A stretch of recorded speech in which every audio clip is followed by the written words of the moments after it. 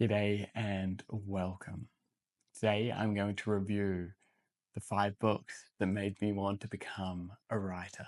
I just want to say thank you first and foremost to those people that subscribed, sent a couple comments, all those really lovely things that make doing this a possibility and make you feel that perhaps you're allowed to exist in this space. I really appreciate it.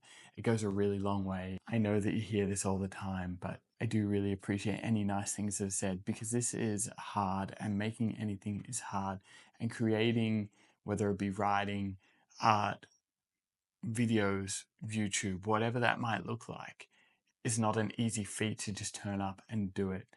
There is a lot of self-doubt, there is a lot of insecurity, there is a lot of should I be doing this?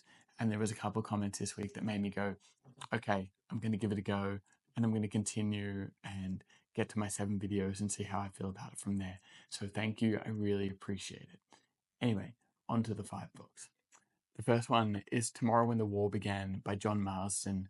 John Marsden actually unfortunately passed away late last year, and John Marsden is huge in children's literature, but also has a few adult nonfiction books. There's a beautiful one called The Art of Growing Up. It is a must read for any educator, parent, teacher, anyone that works with young people. It's a really important read, and I think there is a lot of value within that novel, or that book, I should say. John Marsden worked within Australian schools and was in charge of a school, and him passing away is going to leave more of a mark on Australia than a lot of people realize. So I hope his family and stuff are doing okay. In terms of this book, however, this is Tomorrow When the War Began, and Tomorrow When the War Began follows 6 teenagers who go camping out in the bush, and when they come back, there's a war on their hands. They take it upon themselves to become guerrillas, work within the war to essentially help their side win. It is very discreet. It doesn't disclose who's taken war on the country. There is 7 books in this series, and then there's 3 in a subsequent series. They are fantastic. It follows the main character who narrates it, Ellie, who is in turn actually writing these events down after they partake or after they occur. And it is maybe some of my favorite characters, but this was the first book I picked up in my entire life, and I was just like, oh, I have to write a book. This is what I want to do. This is where I'm at. I was probably 12 or 13. My mum bought it for me, and I fell in love with this story and where it goes. If you haven't read this and you're outside of Australia, you probably should. It feels relevant to right now. I know that I'm going on a little bit of a tangent, but I just think that there's something in this. It depicts teenagers really well. It was written in the 90s, so that's kind of more fun. It gives you a cool little view into what it's like to live in Australia and what being Australian is. And I think that this does a fantastic job of all those things. Book number 2 is actually The Lost Man by Jane Harper, but more specifically, just Jane Harper in general. Jane Harper writes landscapes as though they are characters. She has great detectives, she has great characters, and her stories are fast-paced, thrilling, and fun. She writes in the crime thriller genre, and I just think she does a fantastic job. Every time I've read one of her books, I've gone, I should be reading a Jane Harper book. Jane Harper's first book, The Dry, made me want to become a writer more than anything. I was probably 21. I read it and I was like, oh my goodness, this is what I want to do with my life. I've been working towards that since, and it's taking a long time, but I'm okay with that. Jane Harper is fantastic. She's a great writer. She has great stories, and if I can write, let's call it a quarter of what Jane Harper does in this novel here, I'll be doing okay. This one follows the story of one brother going out into the desert and then disappearing, and then the unfolding of what it takes to try find out what happened to him in the Queensland outback. It's fantastic, it's fast, and you should read it. And number 3, Harry Potter and the Prisoner of Azkaban. I can't not include this novel. It is a masterpiece in my own eyes. I think it is probably the best in the series, and it is fantastic. Sirius, Lupin, Harry, and just sort of how they depict this story. I know J.K. Rowling, little controversial, has her things, all that kind of thing. But I fell in love with this well before any of that happened, or I could ever know of any of that happening. And this was a book when I picked it up, I thought, I'm going to be a writer. I have to be a writer. I think I picked it up and I finished it, and I was just like, wow, I probably would have only been 12, 13 as well. This was just a really pivotal book within the series. The first time I got to a stage where I thought, you know what, I can create on this novel, I can do this, and I should do this.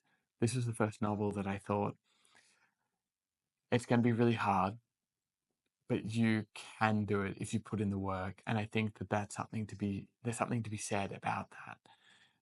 This novel is fantastic through and through, and just the way that makes you feel Sirius being a bad guy the whole novel, and then kind of finding out that he's not, and Lupin just being that really cool father figure that perhaps doesn't have the ability to actually be a father figure. I just thought this story, and there's werewolves, and there's animaguses, and there's just it hits in a way that I find still really pleasing to this day, and it still makes me want to be a writer. And I think about this quite often when I'm writing. The fourth, Beartown by Fredrick Backman. This is my favorite novel of all time. I'm going to give you a little background story. I was coming back from Melbourne to fly to the top end of Australia, where I was living at the time. My grandfather had just passed away. I was sitting in an airport, and I just had this book on my lap, and I hadn't started. I was crying. It was recommended by both my mum and my local bookseller, and so I bought it. And there was a woman that sat next to me, and she's like, "You're going to love that book." I didn't like it, but you're going to love it. And funny fact, she's the only person I've met that hasn't loved this book. I picked it up and turned over the first page and started reading on a 4-hour flight. And I read until I arrived home at about 6 a.m., crying my eyes out the entire time. It was the first time a book made me feel that it was so real, that the person that was in the book, or the characters in the book, I could save them and I could help them. Fredrick Backman is maybe the most beautiful, emotional, pivotal author I've come across. And this story follows the junior hockey team who's about to win the final, and until the devastating event of their star player, before the star player gets turned in for rape, and the team has to make choices, and there's moral dilemmas, and there's challenges, and there's moments, and there's something to be said about having to choose the thing that perhaps you're scared to choose. um, there's big voices, there's big characters, and it is a small Swedish town, and it is just beautiful. But when I read these pages, and I reread it recently, it makes me desperate to write something of the same equivalent for myself. And there's something powerful in those books that make you want to be a writer. Every time I read this book, every time I think about this book and compare my own writing, I realize I am miles away, and that's okay. But this is what I want it to feel like, and that is what I'm trying to achieve. And it could take me 10, 15, 20 years, but that is the goal. So I'll let you know how that goes. But Beartown by Fredrick Backman, if you haven't read it, you definitely should. And the final book on this list is actually a really different book than all the others. It's Daring Greatly by Bréne Brown. It's how to have the courage to be vulnerable in today's world. And this book, when I picked it up, it's obviously not a writing book per se. It is a book where you sit down and you learn how to be vulnerable, and you learn shame, and you learn the research behind all of it. And she does a fantastic job. And I have reviewed this before, and I think it's fantastic.